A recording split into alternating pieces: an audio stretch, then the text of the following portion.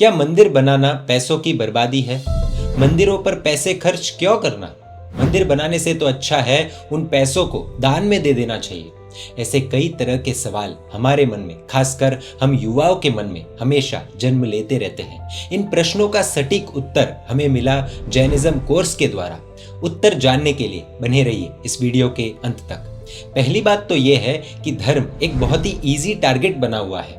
मंदिरों का विरोध आसानी से हो जाता है और जो एक्स्ट्रा ऑर्डिनरी इंटेलेक्चुअल्स होते हैं उन्हें सिर्फ मंदिर ही दिखते हैं। बाकी की चीजों में उनकी आंखों के सामने पर्दा आ जाता है।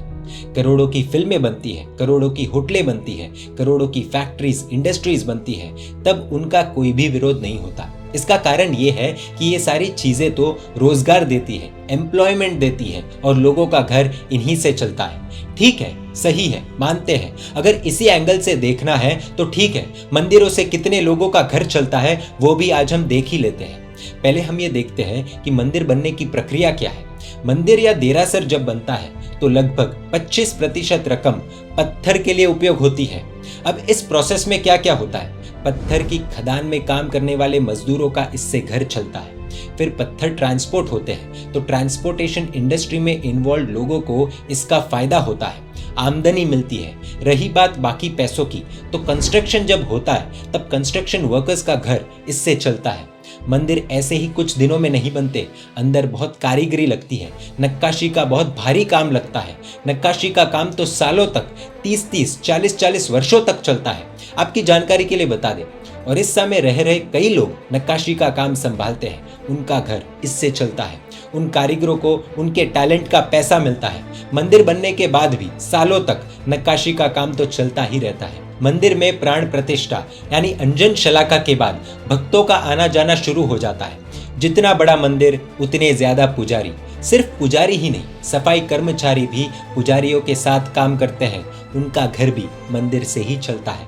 मंदिर की सुरक्षा के लिए गार्ड्स नियुक्त किए जाते हैं, उनकी आमदनी। फिर मंदिरों के बाहर फूल वाले, श्रीफल वाले, वो सब बैठते हैं, उन सब की आमदनी मंदिर से ही चलती है। आपको जानकर आश्चर्य होगा कि ये जो लोगों की चेन हमने अभी देखी है, ये सब लोग जो इस चेन में इन्वॉल्व हैं, इनमें ज्यादातर गरीब ही मिलेंगे। ये कोई आर्थिक संपन्न परिवार से नहीं आते। ऐसे लाखों लोगों का घर मंदिरों से ही चलता है। अब भी कई लोगों को समझ नहीं आ रहा होगा, इसीलिए हम एक उदाहरण के रूप में इसे समझने का प्रयास करते हैं। 2000 स्क्वायर फीट का एक 3 मंजिला मंदिर इमेजिन कीजिए। इस मंदिर में लगभग 5 पुजारियों की आवश्यकता होगी। उसके बाद कम से कम 5 सफाई कर्मियों की जरूरत पड़ेगी। सुरक्षा हेतु 6 गार्ड्स। एक दिन यानी 24 घंटे को 3 हिस्से में बांट दे तो 2 गार्ड्स हर समय तैनात रहेंगे और हर गार्ड 8 घंटे की ड्यूटी पर रहेगा। इसके बाद मंदिर के बाहर एक दुकान, जहां पर चावल, मिठाई, श्रीफल आदि की बिक्री होती है, उस दुकान का मालिक और उसके 2-3 स्टाफ गिन लीजिए। मंदिर के बाहर अलग से दूसरे फूल वाले भी बैठते हैं। मान लीजिए कि 10 फूल वाले हैं। और भी बहुत कुछ होता है, बहुत लोग होते हैं, लेकिन अभी के लिए इतना काफी है। कुल अनुमान लगभग 30 लोग, 30 लोगों के परिवार यानी 30 फैमिलीज। 30 लोगों का घर, एवरेज 30x4 ले लीजिए, यानी लगभग 120 लोगों का पेट ये मंदिर ही भरता है। इसी मंदिर की वजह से इनका घर चलता है। अब एक शहर में कितने मंदिर हैं, अनुमान लगाइए। एक राज्य में कितने मंदिर हैं और पूरे देश में कितने मंदिर हैं। ये तो मंदिरों की बात हो रही है। अभी तक तो तीर्थ स्थलों का हमने कोई गणित किया ही नहीं है। हमें शायद ये भी सोचना चाहिए, इन 30 लोगों की एजुकेशनल क्वालिफिकेशन अगर 0 भी होती है तो भी मंदिर की वजह से इनका घर चल जाएगा। लेकिन कोई कंपनी शायद ही इन्हें हायर भी करेगी।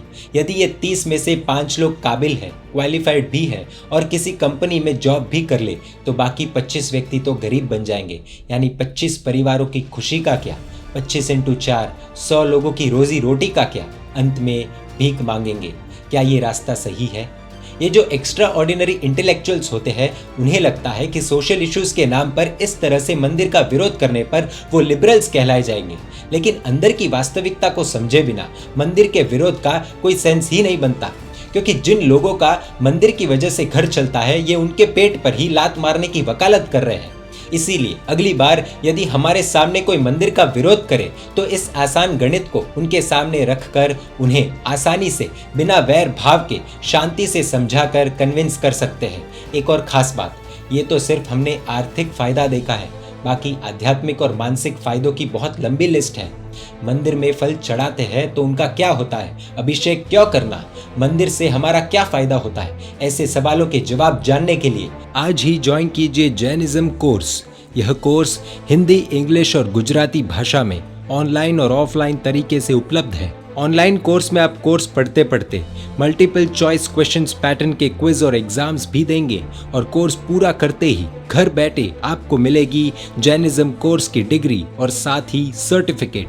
ऑनलाइन कोर्स पढ़ते हुए यदि कोई डाउट या सवाल हो तो आपको आस्क पंडित का ऑप्शन भी मिलेगा, जो आपके द्वारा पूछे गए क्वेश्चंस और डाउट्स को बहुत ही कम समय में क्लियर करेंगे।